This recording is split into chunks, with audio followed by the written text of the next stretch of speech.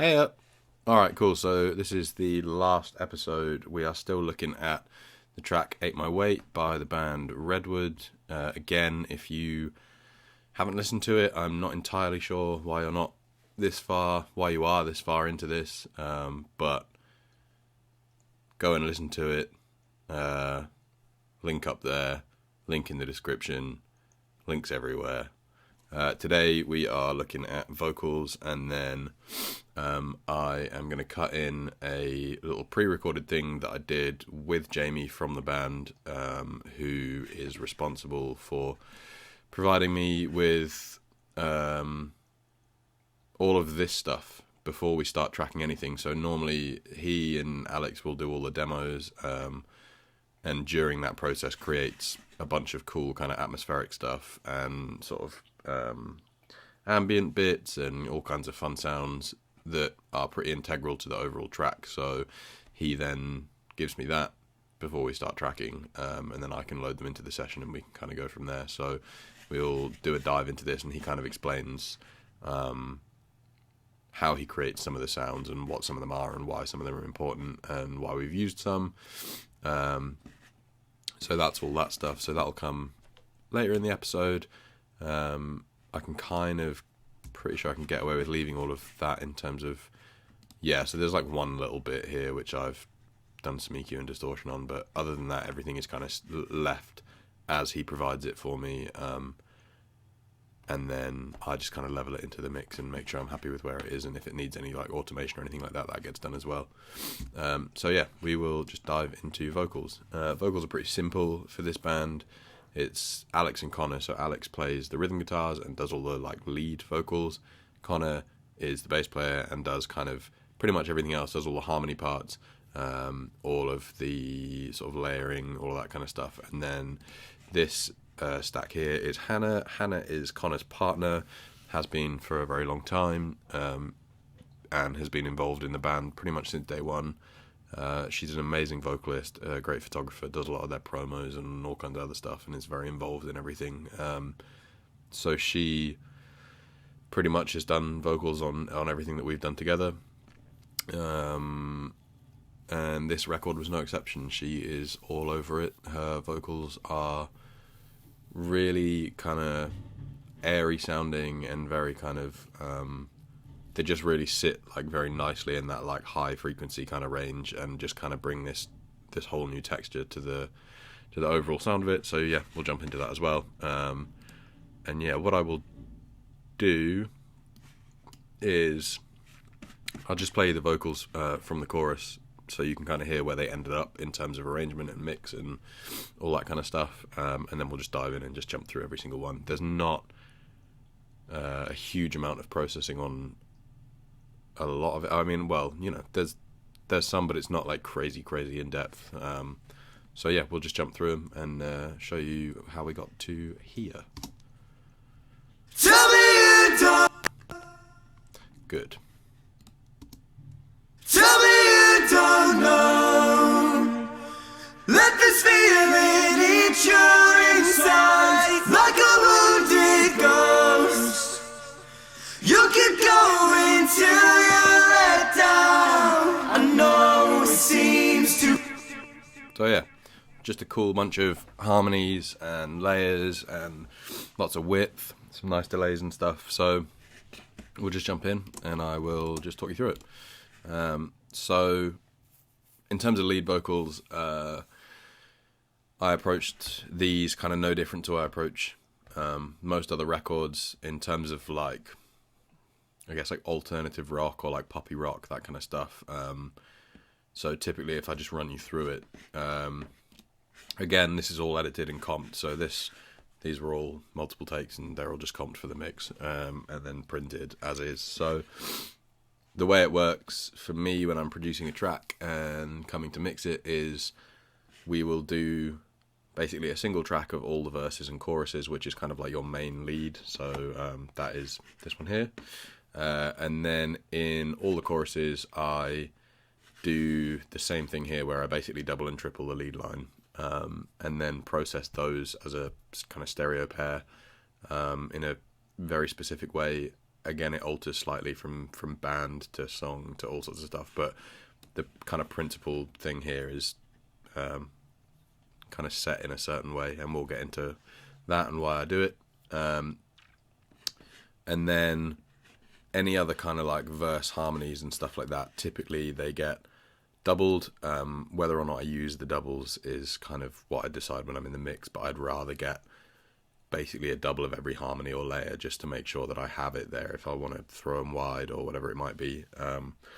So that is pretty much all this stuff down here. And then again, with all of the harmonies and anything like that, everything is just done as a double, so everything is in stereo. So any harmony line I get done twice. That applies to both Connor and Hannah's stuff as well. So if we look in Hannah's, yeah, everything is stereoed. And it looks like in this one I just went for the whole kind of big wide stereo kind of vibe. So we shall just dive in. Yeah, so when we tracked vocals, we didn't stay here. We'd done all the instrumentation, and then we kind of moved down to Hertfordshire, just North London, to Alex's house, and did all the vocals across 3 days in one of the spare bedrooms there. I took my Audient ID44 and a selection of microphones and a couple of preamps and a couple of compressors, just so I had some options. But I kind of knew what I was going for. Like Alex and I had discussed prior to making the record, like the kind of vocal style that he was going for in terms of sound, and I kind of knew what I wanted to use for that. He wanted this like big, warm, kind of silky, rounded thing for his main vocals, so I took my Universal Audio 610 Mark II, which is a tube preamp and compressor, and then with, I mean, typically you'll see as well when we go into the backing vocals and stuff like that, I like to process mine like pretty heavily with compression, and then quite a lot of like top end,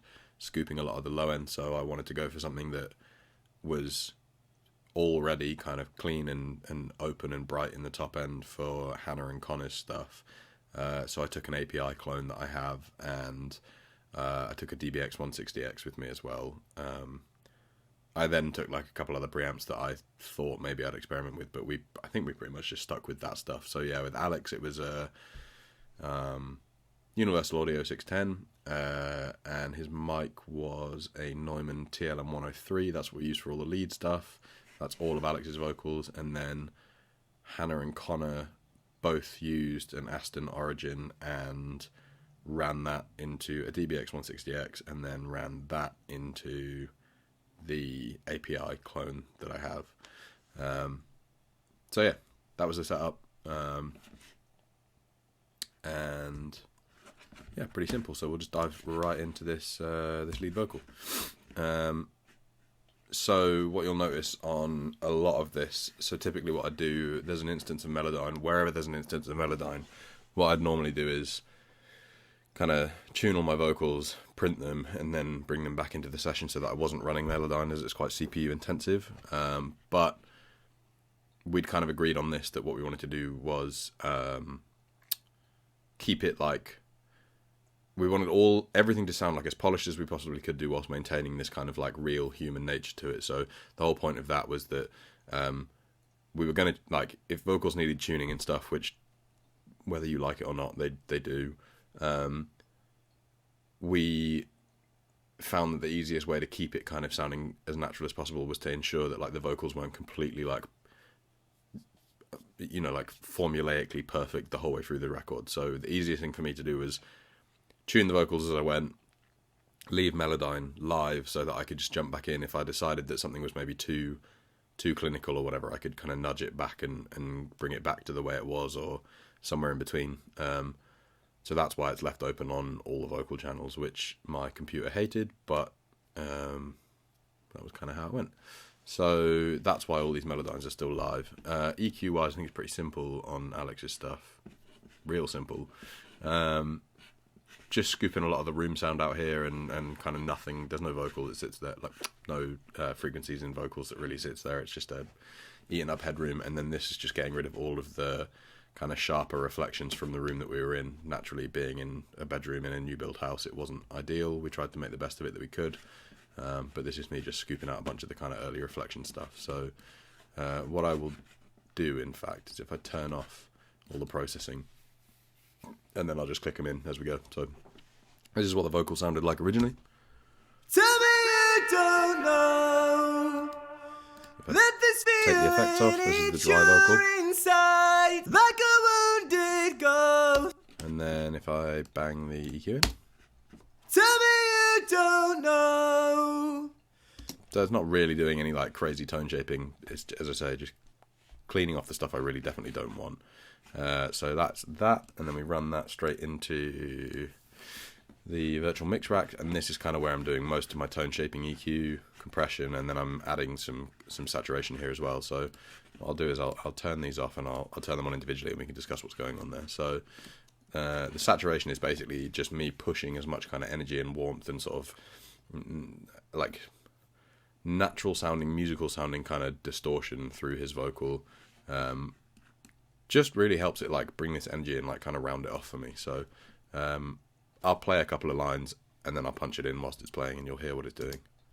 Tell me you don't know. So that's with nothing. Let this feeling eat your inside, like a wounded ghost. So you can kind of hear it just kind of like, basically just gives it like more of a foundation. It's less just like a, you know, okay, that's a vocal. You know, it's just a bit of a like warmer, kind of more exciting, more inviting vocal sound. So that's what's happening there. And then compression-wise, I imagine I'm probably doing a fair amount here. Tell me you don't know. Yeah. Let this feeling eat. So this is kind of one of my favorite compressors for, I guess, like rock vocals and that kind of thing. It's super aggressive and super kind of spanky sounding, and it just, for me, just really like brings vocals right up to the front. And obviously with this like huge vocal chorus, we wanted it to be like just a smack in the face when it came in. And as it comes in like right on bar one, beat one, we just wanted it to be right there. So I'm pushing quite a lot into the compressor. It has a sort of like medium attack, super quick release. So it's basically just clamping down on those like initial hits and just making sure that nothing's kind of like popping out where it doesn't need to be, and just basically like smoothing the vocal out entirely. And yeah, I mean, it like this for me again, like it's obviously compressing the vocal, and that's kind of what I'm going for. But the sonic kind of attitude that it gives to the vocal pass is basically what I wanted from this. Just a really spanky, really aggressive, kind of like really full frontal compressor, so that it just like proper like spanks you in the face when it comes in. So that's what's going on there. I'm hitting like anywhere between -8 and -10 dB. Tell me you don't know. Let this feeling eat your inside. So you can really see when he's doing that full open voice, open chest voice kind of thing. That's where it's really clamping down on that. And then the very last thing in terms of this is this EQ, which is the Neve style EQ that we've got. Super broad sweeps. I've got one in around like 5k, and then I'm boosting the very top end by like 1 dB, probably about 2 dB here at about 5k, 1 dB kind of right on that top end shelf. And then I'm leaving the low end completely alone. Obviously, as you know, I've seen by that one before. I've kind of already scooped most of that out. So yeah, I'll play it and then I'll punch it in. Tell me you don't know. Let this feeling eat your inside, like a wounded. So yeah, just brightening it up, bringing a little bit more attitude to that high mid range, the 5k, and just kind of pushing it right up against the speakers, so it's just like right up in your face when you're hearing it. And then after that, again, quite a lot of sibilance in Alex's voice, quite a lot of top end as well, given that we've added quite a lot. So I'm just trying to tame the accentuation in the sibilances and the S's and stuff. So there's an instance of the Eosis de-esser, which is just clamping that down. So if I play it to you. Tell me you don't know. Let this feeling eat your inside. So yeah, it's doing what a de-esser does, just knocking off the kind of ch sound and the S sounds. Anything that's kind of really poking out there, it's just kind of smoothing that back down again. So that's that. These two plugins here are automated for the pre-choruses. So that'll kick in about here and here. So in fact, if we just look at that now, you'll see where it comes in and you'll see what it's doing, and then I can just explain it. And I know this is how it should go. It's the sound of emotion. Cool. And then, so in this pre-chorus, I then double it up with another take of the same pass, and all the same filtering apart from one extra bit of processing. So I'll play it together and then we'll just dissect it and I'll show you what's happening. And I know this is how it should go. It's the sound of emotion. So the story behind this, the original demo that the guys sent me had this kind of radio effect EQ on it, which looks like this. I mean, it is literally just like phone filter notch thing. It just kind of makes all the vocals sound super like mid-rangey and kind of, well, just not particularly nice, but it works in context with the song. And what I did was I did my first pass of this mix and I sent it back, and the one thing they said was just that like everything was great, but they wanted this effect. So I listened back to the demo and then just emulated it. So it has this phone filter style EQ on it and then just a bunch of clip distortion. It's quite an aggressive clip distortion, but I've brought the mix right down, so you're getting it like pinching just in the right places, but it's not overbearing. So that's what's going on there. And then what I've done here is taken another take of that line, exactly the same processing the whole way down, sent to the same effects buses and everything else, and then this is the one additional thing. So the raw vocal is panned to the left, like raw, the affected vocal is panned to the left, and then if you remember from the guitar episode, if you've watched that, I've done the same trick here that I did with Eden's guitar in the chorus, where I send it to its own bus send, which is this vocal effect, vocal echo one here. Just has an instance of the Logic echo in it. It's on a 16th note with a fairly long feedback, and I've added some of the like color, basically like a high pass, and then I've panned that all the way to the right, so those are kind of bouncing around left to right. So if I just play those individually, you'll hear what's happening there. And I know this is how it should go. It's the sound of emotion. So really all I was going for there was kind of like, I don't know how to describe it. It's kind of like, it always reminds me of like a circus tannoy kind of thing. Like bouncing around a circle, like an empty circus or whatever. It's almost like, it's that classic effect that they use in kind of like movies like Zombieland and whatnot, where you can like hear, like an abandoned theme park, and you can hear like a voice on the tannoy kind of bouncing around. So that's kind of what I was going for there. And it just kind of, it adds a bit of width to the pre-chorus before the chorus comes in. You have this full vocal thing, and I think because kind of such a huge amount of the frequency range has been taken away with the EQs, it still allows for this massive like expansive width to come in when the chorus comes in. So yeah, that's what's going on there. There's nothing like wild, just a cool little stereo effect that I was doing there. And then after that, it's just a case of the processing that I've done with his vocals for effects, space and time effects, and they sound like this.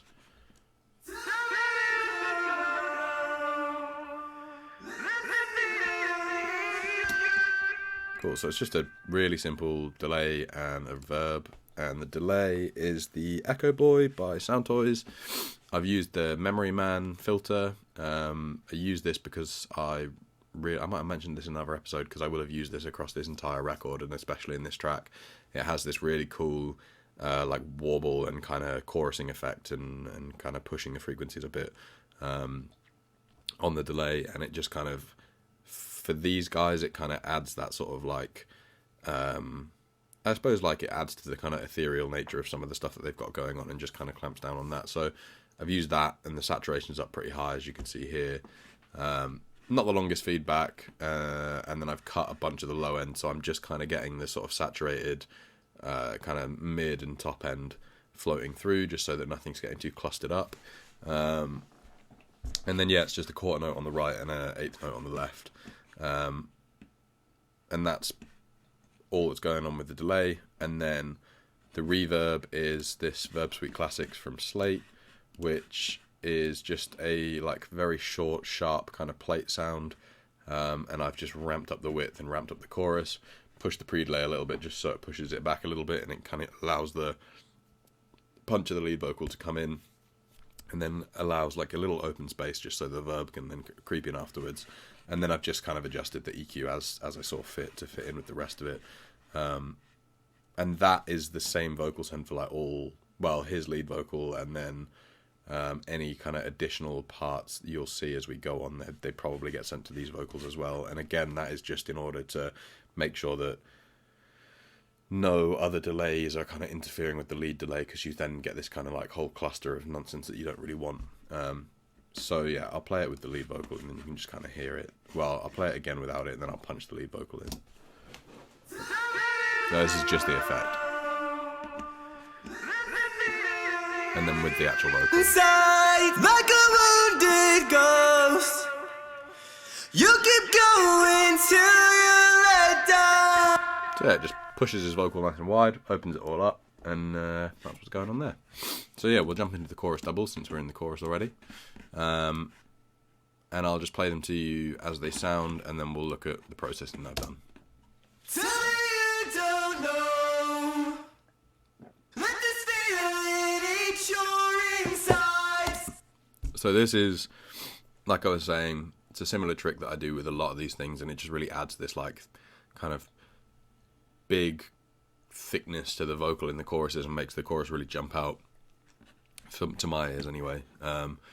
And then processing wise, it's very simple. Again, I started with the DSO and just really clamping down on the super sharp top end of his vocal. He has a very sibilant vocal anyway, so that's just grabbing that and squeezing it down. Tell me you don't know. Let this feeling eat your insides. So I'll just play you that pass without it, you'll hear. Tell me you don't know. Let this feeling eat your insides. So it's mostly on the ch sound and a couple of the s sounds as well. It's obviously, as we go further into this, you'll notice that I'm distorting it quite heavily and I'm compressing it quite heavily, and essentially without the de-esser, you pretty much just hear these jumps where he does, like, says an S or a ch or a T or whatever. It just really like punches through the speakers, and it starts to become very annoying and very distracting. So that's that. EQ wise, again, getting rid of loads of low end and then just taking this huge cut out of the low mids just to kind of separate it from his lead EQ. So as you remember, the main portion of the EQ that we were using on his was like a cut here and then a cut up here, like a super narrow cut up here, but everything else was kind of left the same. And then even on the Neve EQ, we didn't do much to the low and low mids. So what I've done here is just scooped out the kind of, I suppose, the chest element to his voice. I just wanted the kind of like high mids and highs, and then allow his vocal to sit, like his lead vocal to sit front and center in the middle of these two. So that is just cutting out that. I'll play you just what that frequency sounds like.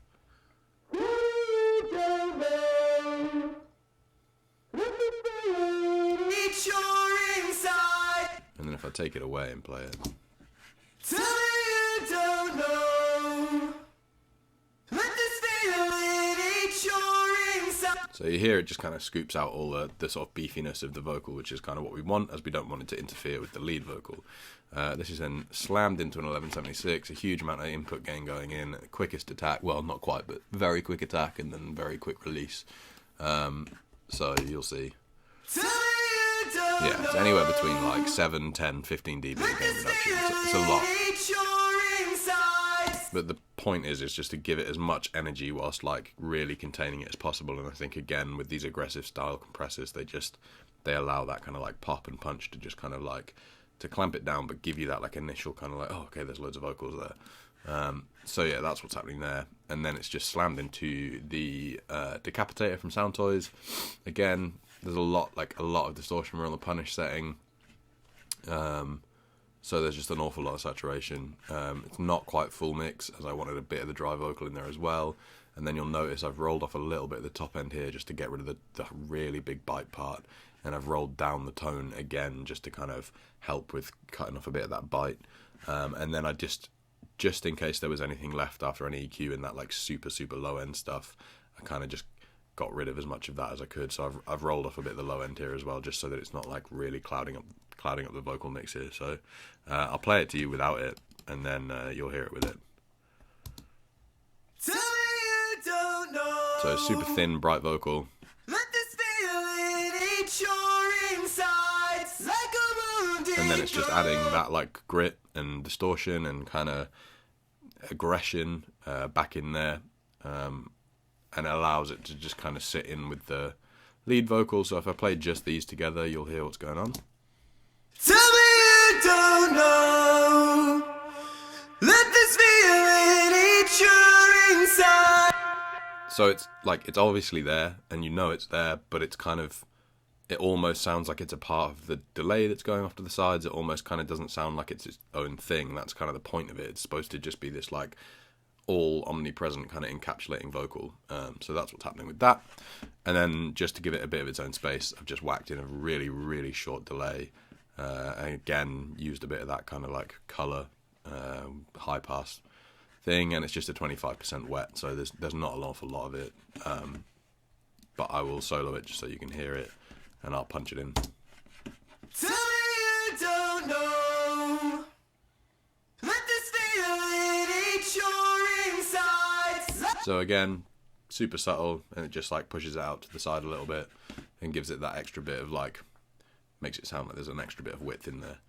And then, I mean, that's pretty much like the main portion of his vocals, and then we just have a couple of bits here. So this stuff here is a pre-chorus, which is completely unprocessed. It literally runs as is. It's just super low in volume, super wide left and right. It's tuned, and then these just run directly to the kind of Alex vocal bus that has no processing on it here. It's just going straight to the stereo output. And the whole point of this is that where that filter comes in, when I originally did it and I put the filter in without basically like really ramping the volume, and then you heard this volume jump in the vocal, I was losing quite a lot of the like, I suppose, not, I don't want to call it like body, but like you just lost a lot of definition in the vocal. You just kind of ended up hearing this kind of like distorted, gritty sort of top end thing, and you knew that there was vocal there, but it was kind of hard to figure out the words and what was being said. So I came back and I basically just took a couple of takes that he'd done originally when he was doing this part here. I just took a couple other takes, gave him a quick tune, and then left them completely as is, but just super low in the mix, doing the same pass, but it just basically re-added that kind of definition that I lost. So. And I know this is how it should go. It's the sound of emotion. So there's like no EQ, no nothing, no compression, no anything. It was literally like a last minute, like, I need that stuff back. I dumped these takes in and gave him a quick tune, and it did exactly what I wanted it to do. So it was this portion here, so this is it with them. And I know this is how it should go. It's the sound of emotion. So it's, again, really subtle, not very intrusive. It's just, for me, it would just needed that little thing to kind of sit it back down in there. So that was what I've done there, and it's exactly the same both parts. I mean, oh, and I know this is how it should go. So yeah, I've just noticed as well, we didn't really discuss this, but because when I put the filter on it, and again, this was the same thing with this part, I was kind of losing like a bunch of the actual like definition in the words. Like it kind of almost sounded like he was just singing like a melody line, but kind of like a, you know, almost like it was just singing like there weren't necessarily words in it. So this was me just chucking a bunch of like individual automations, so you can kind of see where where the phrase starts going down and down and down, and he gets lower and lower, and he's kind of not putting as much breath through. Like this, it's just got a big ramp up in volume, and that's essentially what's happened the whole way through this, just so that as you're listening to it, you're not losing any of the kind of like, you're not trying to figure out like what he's saying, you can just hear it. So that's all that's going on there. And then the very last thing on Alex's vocals is this section, which sounds like this. That keeps on bleeding. So there's everybody's kind of like, Connor's got a big bit of vocal here as well with harmonies as well. It sounds like this. That keeps on bleeding.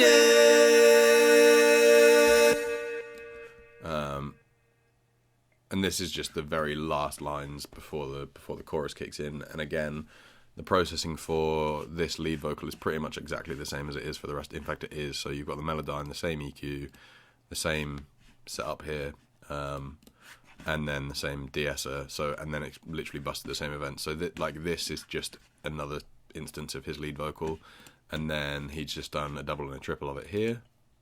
Keeps on bleeding. There's like a harmony part of it, and then this is just being given like a super airy, super high-endy kind of nice reverb. Kind of sits there and kind of like does this sort of like, just kind of like a wash of his vocal over the top of it. So very similar processing. We're taking out all the low end as we were doing with the chorus doubles, heavy compression, and then loads of kind of like proper bright top end. Keeps on bleeding.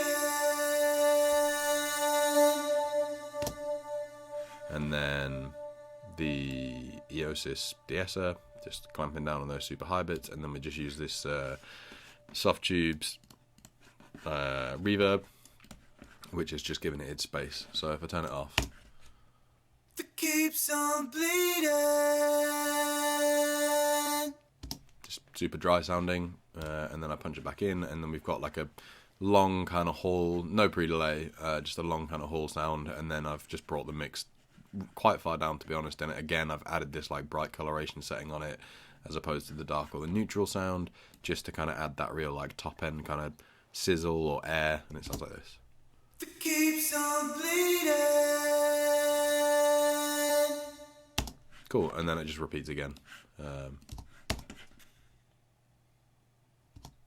He says. It keeps on bleeding. And then yeah, that's it.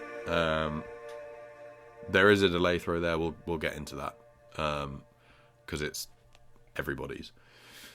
So yeah, that's what's happening with Alex's vocals. Right, so we'll jump into Connor's, which is again very similar kind of setup. Everything is done in stereo, so whatever he tracked, we then did a stereo version of it. So as you've just heard, Keeps on bleeding.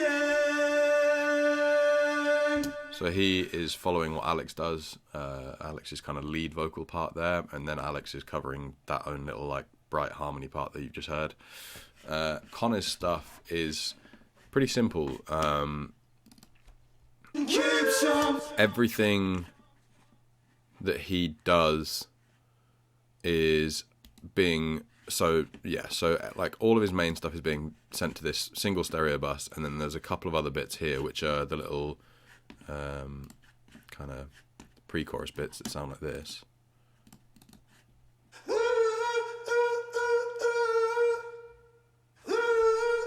And then a harmony that comes in, and then they're going to their own stereo bus. So he literally has these two buses, and all the processing for all of it is the same throughout. So if we look at some of his chorus here, let's just highlight this. Tell me you don't know. So he's carrying a harmony for the main chorus. Let this feeling eat your insides like a wounded goat. And then the processing for his stuff starts from the EQ. Again, he has a really dense kind of chest voice. It takes up a lot of space in the mix, so massive mid and low mid cut here, and loads of lows being taken out. And again, with the room, he has a super loud voice, and it created all these kind of reflections that we didn't really want, that were all up in this area. So that's just me taming all of that. So I mean, let's just play it without any of this. Tell me you don't know. So that's just his vocal on its own. Let this feeling eat your insides like a wounded And that's goat. his vocal EQ.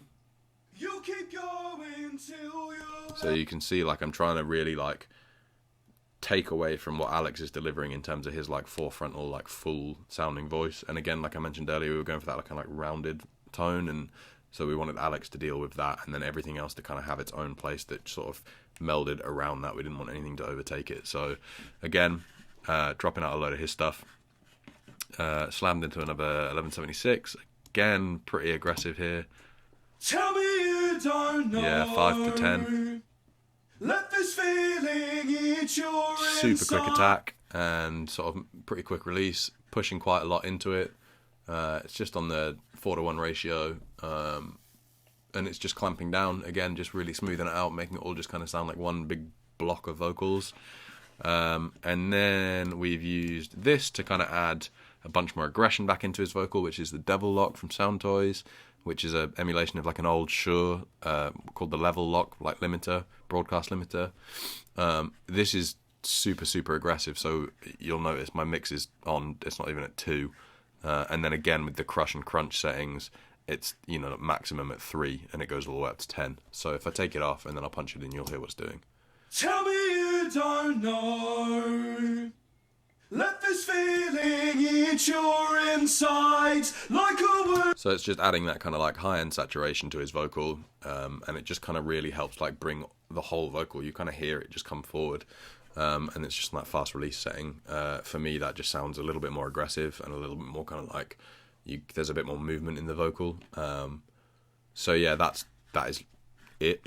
And then we run into an Echo Boy just to give it its own little space in the mix, bit of kind of space around it.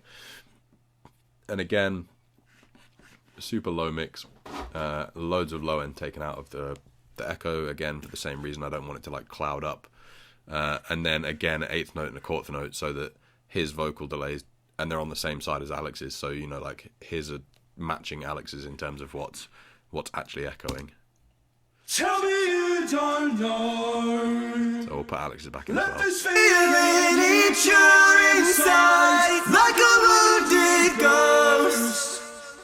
You keep going. It also means that the echoes are harmonizing with the correct echo, as opposed to it being like the other way around or anything else or whatever else. So the whole thing is kind of carried through and just sounds quite nice.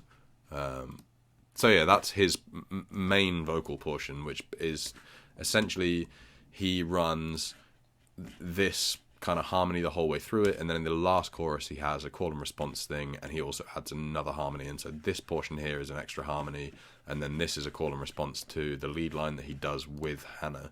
So if I punch Hannah's in as well, you'll be able to hear what's actually happening here. So Tell me you don't know. Let this feeling eat your inside. so you can hear that other echo come in, that other harmony come in there. So all of this, including the call and response, is just going to that same processing lead bus, and then they're all just set as I required them, level wise and volume wise, within the mix. So other than that, the only other thing that we've got is this pre-chorus little line. Oh, and I know this is how.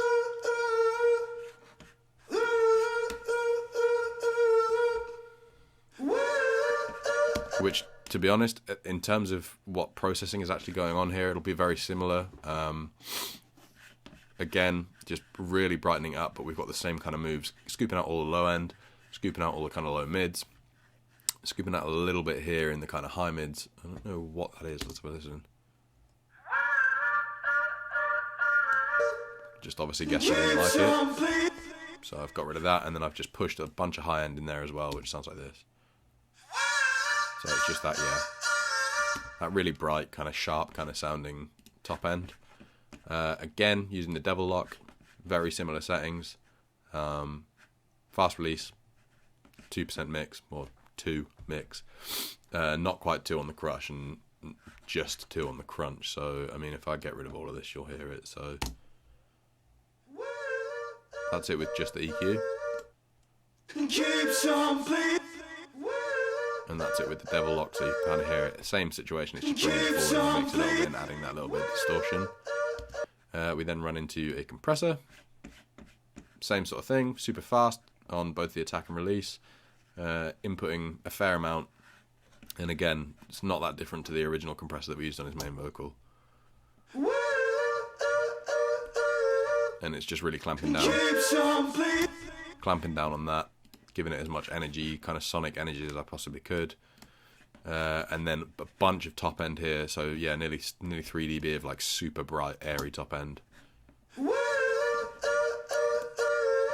So yeah, you can hear it. It just adds that like real kind of breathy element to it. It kind of suits the sort of part that he's singing. And then the very last thing that we have here is just the lustrous plates from Slate. And again, just to add its own little space and give it a bit of like, bit of something, bit of spice. So we've got super short reverb time. This is a fairly bright kind of convolution on it. And then I've just blended it where I needed it. And in terms of EQ, I've added a bunch of 5K, 5 dB of 5K. I've rolled back a little bit the super sharp top end, and then I've just reduced all the low frequency stuff, as I just wanted the reverb to only affect the top end. So taking out a bunch here at 179 hertz, and then, which is, to be fair, not doing an awful lot, and then I've rolled off all the way up to 240 hertz as well. So without it,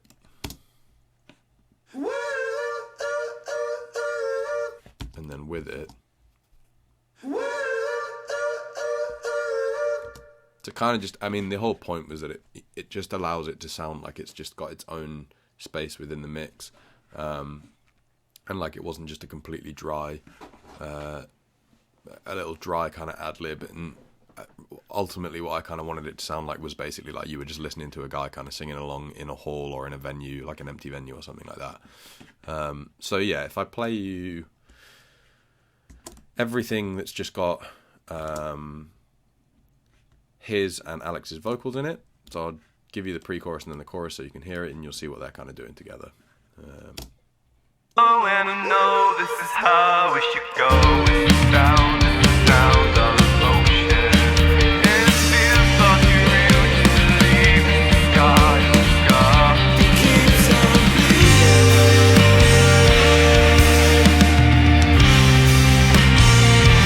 It keeps on bleeding.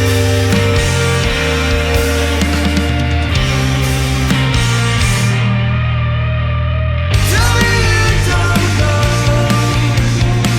Let this feeling. Cool. So yeah, there's Connor's vocals, and then the very last thing we have is Hannah's vocals, which are few and far between, but add everything else that we were kind of missing. So what we have is all of her stuff just runs directly from here into her own vocal bus, and then is processed just on the vocal bus. And we are looking at, let's see where we're at here. So yeah, again, very similar tracking process. Everything is tracked in stereo. So all of the parts that she's done. So we've got a bunch of chorus harmonies, and then we've got that call and response that she does with Connor in the very last chorus, and then one additional harmony in the chorus here as well. So if I just play you what she's got going on. Keeps on bleeding.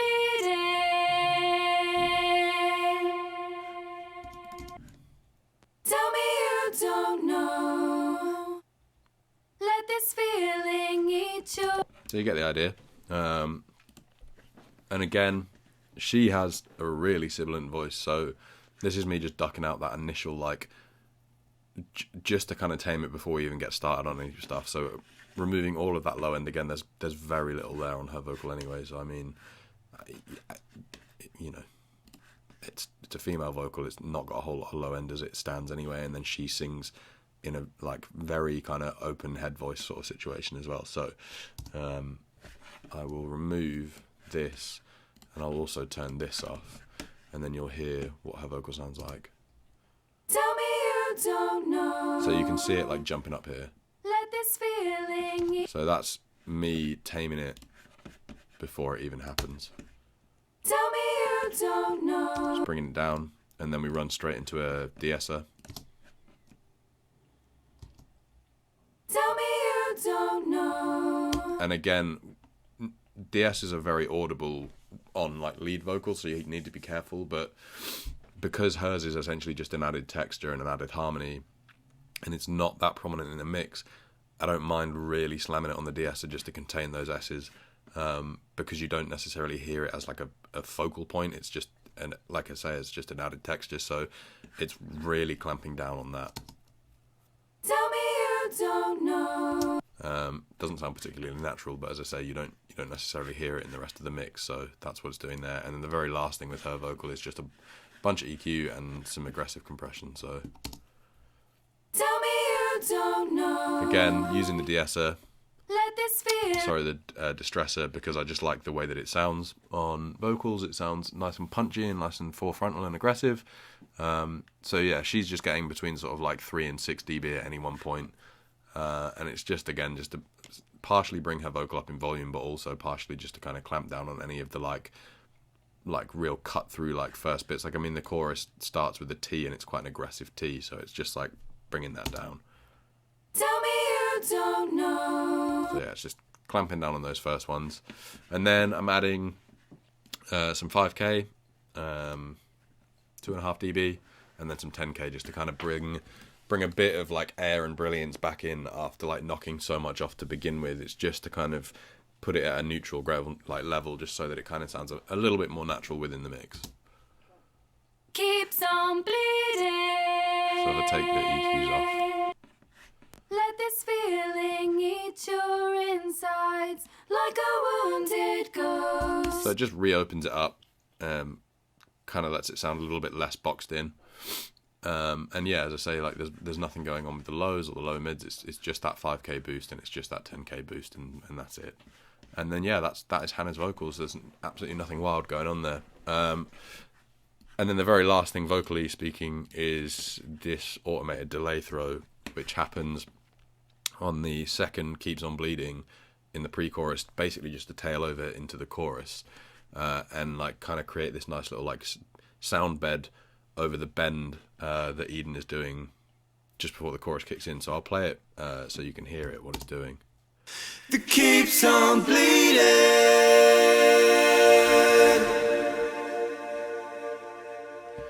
So that's it happening there, and it's super simple. I wanted it to kind of be this kind of nice modulated kind of bed of harmony that sort of goes over everything into the chorus and just kind of tails just long enough before it hits the chorus.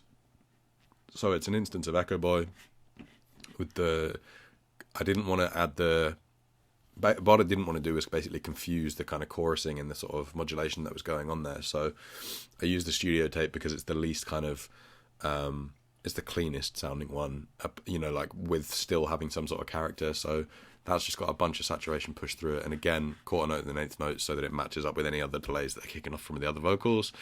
And then like a pretty low mix level, and then I'm just cutting out a bunch of the low end. So you can kind of see a theme with my delays here. So that's what's happening there. That then runs straight into a reverb with a very, very long tail on it, and it's 100% wet. So essentially it's taking the raw vocal and the little blend of the delay, and it's kind of melding them all together with this one big long kind of wet reverb that, again, 6K, 7.2 dB of boosting, left the high end completely as it is, and then rolled off a bunch of the low end here. So yeah, again, I just want that like airy kind of harmonic air just to come through. This then runs straight into a micro shift, which is set to the like 3 additional harmonic passes. It basically just adds more harmonic partials and kind of more chorusing to it. And then this is set to just above 50% on the mix, just to really kind of push that vocal wide and push that kind of that tail pretty wide, and this is where the chorusing starts happening. So we've got that there. It is where the chorusing is happening, so that's kind of adding I don't know how to describe it. I always describe it as kind of almost like a bubbly texture. It kind of like adds this sort of like liveliness out on the edges of the sound. So if I play that without it and without the trem as well, you'll hear just how the throw sounds, just reverb and delay.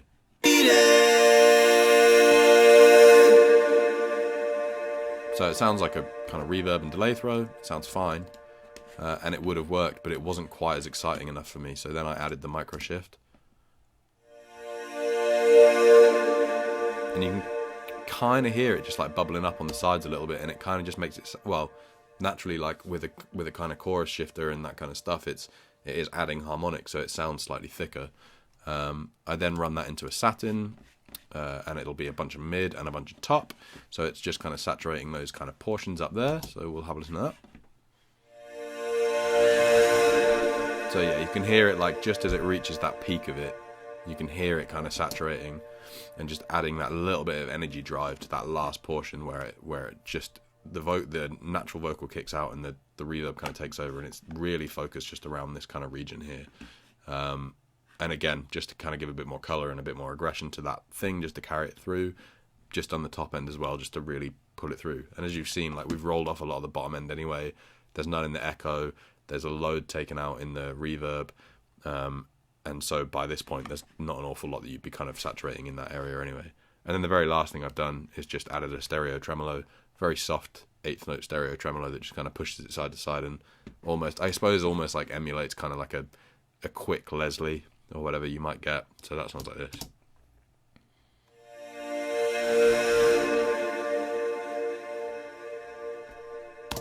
So yeah, and then if I put it all in context, it sounds like this.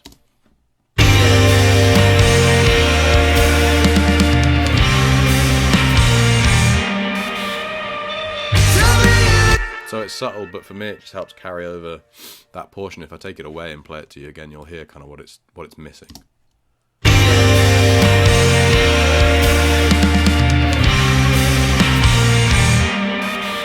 It just helps carry those vocals over instead of them cutting out too aggressively, and just allows the chorus to kind of flow in a bit more seamlessly.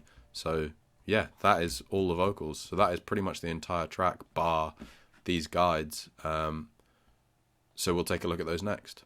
Oh yeah, quickly just cutting in here. The next bit that I'm cutting to is a pre-recorded thing that I did with Jamie from Redwood, probably about a week or so ago. We essentially just discuss all of the like kind of stuff labeled guides in the session, which is essentially all of the ambience, soundscapey stuff, weird kind of delay stuff that he basically writes into the demo whilst they're writing the song.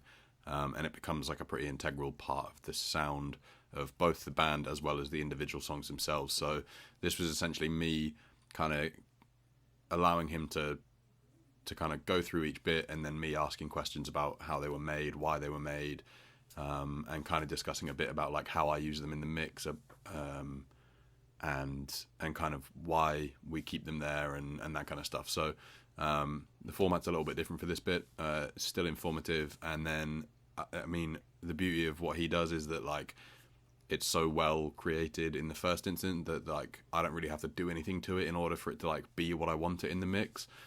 So there's not anything necessarily talking about like the way it's processed or whatever. It's essentially just like take it as it is, that it's leveled and it's in the mix, and that's kind of, you know, I can kind of set it and forget it. And so yeah, this is more him just talking about the creation of those parts and what they were kind of used for and what his intention was. So yeah, we'll cut to that now, and yeah, enjoy. Cool. Right, hello. So, when we were writing the demos for all of these songs for the album, me and Alex always just send over, Alex is the singer and rhythm guitarist, we always just send each other Logic files and back and forth to each other, and then it will get to the point where they're so messy.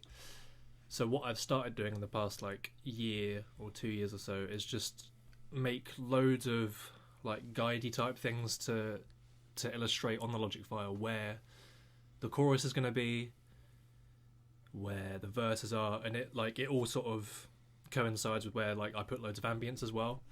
So to begin with, this song starts off with Alex playing a rhythm line, and it also has this funky little bit, which is just a hard sort of deep tremolo on a couple of chords on a Telecaster. Pretty sure there is an envelope filter on that with a bunch of resonance.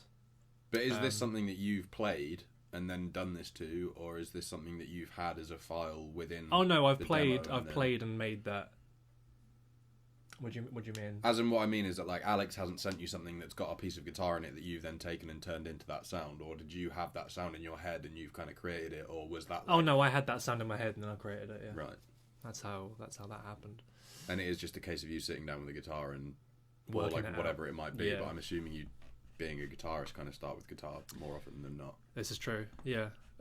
Yeah, when I sit down and write, I'll just start with the guitar and see if I can make some rad, funky sounds out of any of that, and then go to town on production and stuff. So this one was just a case of, I think it was, again, 2 notes, or 2 chords of 2 notes, going back and forth, but then obviously there being a hard tremolo, like a deep tremolo on there, and then envelope filled with resonance. And it was just because the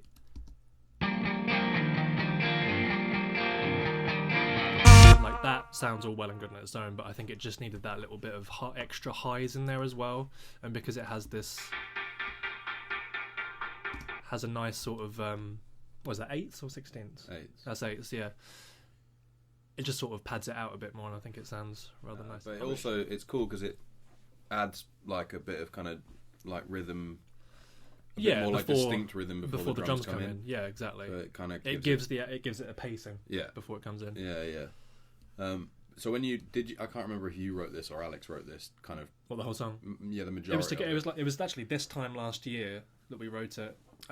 It was in his room, and we sort of wrote it together. He had the first. I think he had those chords, and then he had the first bits of verse, and then we made the pre-chorus together, and then we went mental because we're like, oh my god, this is sick.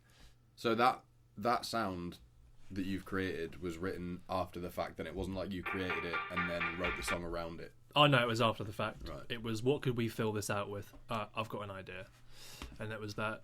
So all this guide track stuff is just a horribly high pitch. Actually, I even play it. It's that. Yeah. Again, it's one of those things that's just to pad out an area. So for context, this. Keeps on It's like a bridgy pre-chorus bit, and it just needed a bit of like. We're suckers for putting a bunch of tremolos in the songs, whether they're meant to be played like live or not. Like they're going to be in there just padding out some sound in the back. So this is just a super high pitch one in the back, and it sort of really bridges the gap for the sort of bridge and the chorus. And I guess like the way you, in terms of like recording and making the sounds and stuff, it is like that's just a DI'd guitar, isn't it? Yeah. And then you've just kind of put like an amp sim and affected it. Yeah, and whatever else on 100%. it. Yeah.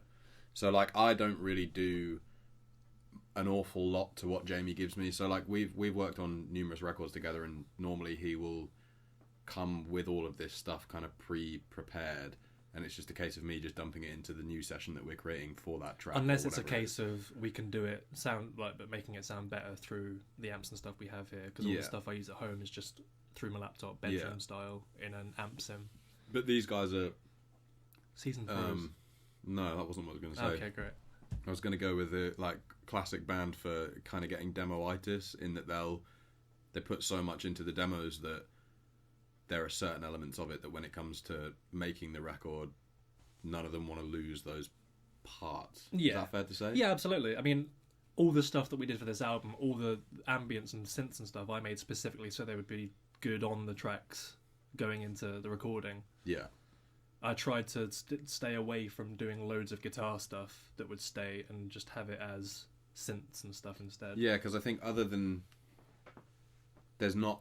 In fact, I'm not even entirely sure we used any of your actual guitar parts from the demos, like, as the guitar parts. It's mostly just all of this stuff. Yeah. And then there's, like... Oh, there's the... Well, it's a different story. It's in a different song.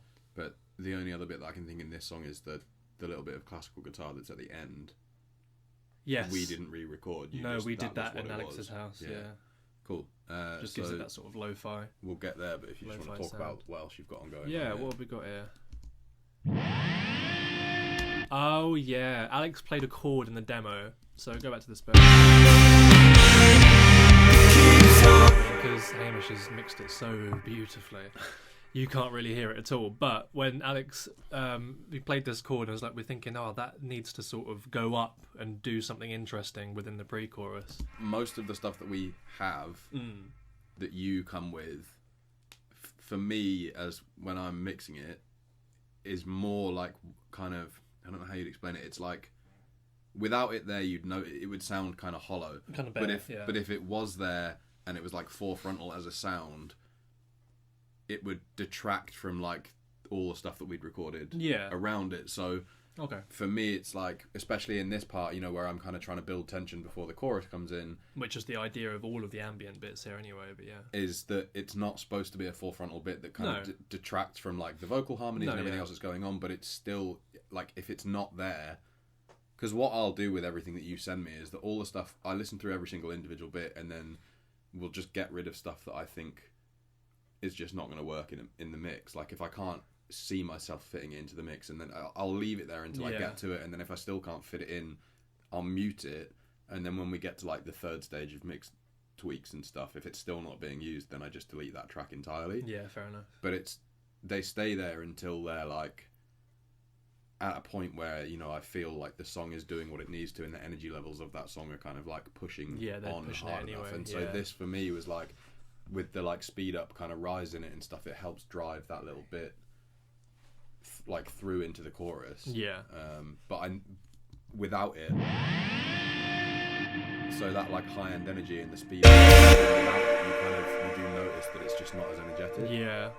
Again, it was just one of those bits where it was put in there to fill and give it that energy that it needs. Just a nice little riser before the actual rise into the chorus. So here you can hear little glitchy bits. Is it this? Yeah. Yeah. Best story here. I found this wicked plugin called Ill-Formed Glitch 2. I've seen a bunch of other like electronic producers use it. I was thinking, how can I make my guitars sound glitchy as hell without them being ruined like with bit crush and all that sort of stuff? You can do that obviously, but this is basically like a little sequencer plugin, and you can sequence stuff like modulation, tape stop, reversing, and just pure cutting it the hell up. And it sounds wicked cool. And I used a lot of that with this Redwood album, just to bridge little gaps between choruses and whatnot. You'll hear it in this other song called Room at Night, which is being released later on this year.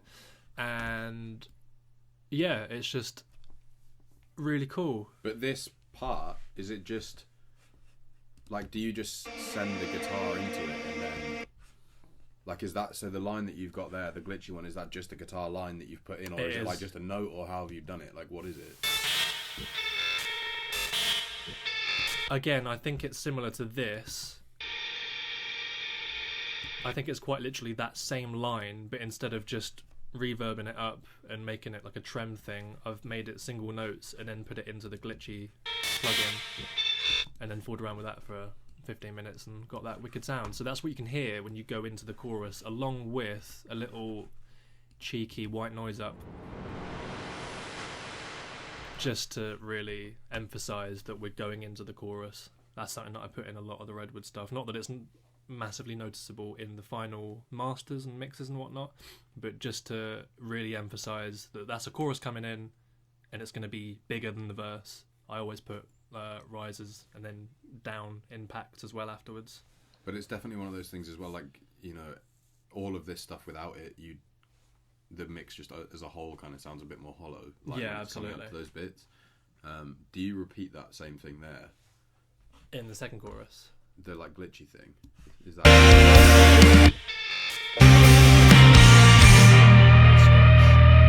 To let Eden's guitar ring out there. And then there's no riser there either, because there's that sort of because you have conclusion. that, like, yeah. But it does have But the it's still tail the of the emphatic. riser, so Yeah, you've exactly. got that bit going into it. And then what's this white telly reverb that we've not looked at? This one. Yeah. This is just another deep tremolo thing using just Logic's stock trem.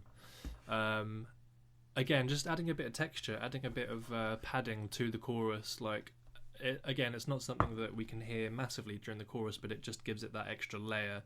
There's more than just the guitars going on. There's little bits of synthy goodness in the background. And it's just a nice reverbed up Telecaster. Again, playing those same two notes like they were with the glitch and the tremolo thing, but instead it's just got more of a sort of sparkly sound, I'd say. Don't really know how to describe it, but yeah, that's there.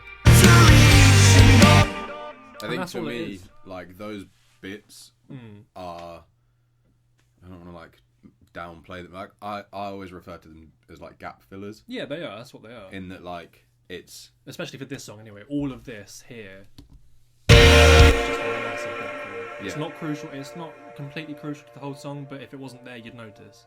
Yeah, and I think it's because, like, essentially what you and Eden are doing in that part in terms of your lead lines are much more like sparse. So having stuff to fill in the something little that bits. just kind of like bridges between notes and stuff is, for me, like, essential to what the resulting sound of this mix is for your record and your band. Yeah. So yeah, definitely. And then what's this little bit janky emo strat at the end? Janky emo strat, mate. My names of these are horrible. Yeah, This is my favourite bit. So when we recorded this little classical guitar bit here, sounds all lo-fi and wicked. We used I think we used an SEX1 for that. Just popped it up against the classical guitar sound hole, and it sounds a little bit distorted, but we kind of wanted that lo-fi sound to it because it just makes it a lot more. I think I might have put more distortion on it as well myself. Maybe, I'm not sure. What was it got? Go on virtual mix rack. No, it's just a fair enough. Well, what? FG Strat? That's just a EQ. No, compressor. Get away. Right, there we go. Yeah, so we wrote that bit, and we were thinking what would go perfect after that, and then it just needed a little bit of an airy sounding synth that I made from a guitar.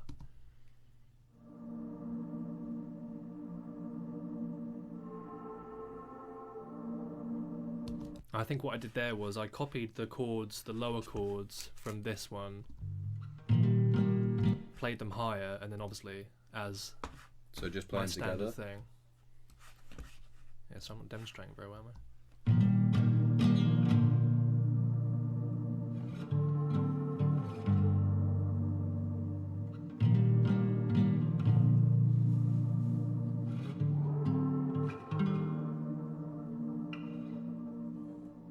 I had no idea that was a guitar, to be honest. I thought it was a synth.